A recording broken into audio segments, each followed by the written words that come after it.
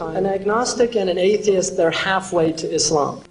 Because Islam, you first have to say La ilaha before you get to illallah. You see, Nafi precedes, negation precedes affirmation. So they're halfway there, alhamdulillah. It's better than not being anywhere. I mean, an atheist, at least they're taking a position. Right? They're taking a position. I prefer somebody who takes a position than somebody that just says, I don't know. You know? So, and I'll tell you something about atheists. The imams used to debate the atheists openly. Abu Hanifa radiallahu anhu used to debate them in the masjid in front of the Muslims. They weren't all like, saying, mulhid, kafir, and throwing. No, they sat in debate and discourse. Let's hear what you have to say. Abu Hanifa, generally the Muslim, there are several arguments for the existence of God, right, that are used. One of them is called the Cosmological Argument, or one ontological argument. I mean, they're all just words in the end of the day. But the one that probably Muslims have generally relied on, the one called argument by design, which is, all this stuff is here, where did it come from? And all the itqan, this perfection of Allah's existence. So I think that usually is a point of really asking people to reflect and think about where did this come from? I mean, one of the things I benefited from Abdul Majid al-Zindani is and that's a good book to read, his book on Tawheed, because he argued, and many people who were atheists and agnostics have become Muslim from his talks.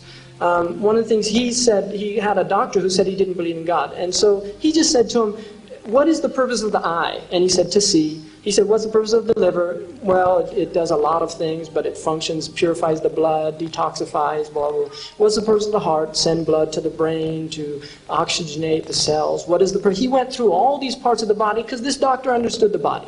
He said, you mean there's nothing in the body that doesn't have a purpose? And the doctor said, well, really, probably not. I mean, everything has some purpose. The appendix, they used to think that it was a vestigial organ, that it didn't have any point. Now they say, no, it actually does have a function in the immune system. I think the only vestigial organ of evolution is the human brain, because that's the only organ that people don't seem to use. Which is a case against evolution, because the golden rule of evolution is, if you don't use it, you lose it. Well, we haven't used our brains for centuries, so I mean, why is it still around? That's something to think about. So after he went through all of that, he just said to him, so you admit that everything, there's a telos, or a purpose to everything in the body? He said, yes. He said, but the synergistic effect of all of these things, the totality, has no purpose? I mean, you recognize the particular purposes, and yet there's no universal purpose? You see, that's an important thing to think about. I mean, we recognize the particular purposes, that there is design. I mean, in physiology, one of the things that you learn studying physiology is they say form follows function. In other words, that the organ is designed to fit a certain function, not the other way around. The function doesn't work from the form.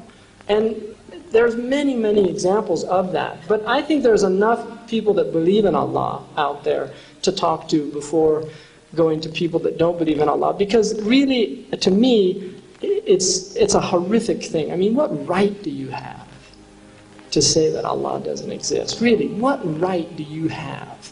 I mean, you couldn't even breathe if it wasn't for Allah's gift of breath. If you had one organ of your body disability, and just your kidneys, go and look at somebody who's on dialysis and what type of life that they live, the quality of life. Go and look at somebody who has emphysema, who's destroyed their lungs through smoking. And the gift of just breathing, of being alive, being conscious. What right do you have to not recognize the joy and blessing that Allah has given you in children? I mean, my children they're just a source of constant, just Allahu Akbar. Really, they just always, they're just so pure and so alive, and so they just fill you with what right? This is the gift of Islam, is it gives us the articulations of praise and gratitude to Allah subhanahu wa ta'ala. We know to say Alhamdulillah wa shukrillah. And even the beauty of it, we say Alhamdulillah ala kulli hal. Ibn Abbas radiallahu anhu said, know that any tribulation that you have, you could be in a worse tribulation, and that's a ni'mah. So thank Allah. Anything that's afflicted you, like one man came to me once at the masjid, and I can get pretty rough. I was not very nice to him. But he came to me, he said, Ya akhi, I have this big problem. And I said, Tayyib, faddal. And he said, my car broke down and it's $800.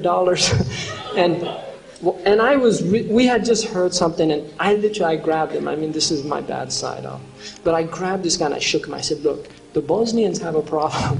All right, you don't have a problem. Your car breaking down does not go under the category of problem in my book. All right, your house being bombed by an Israeli jet, that's a problem. All right.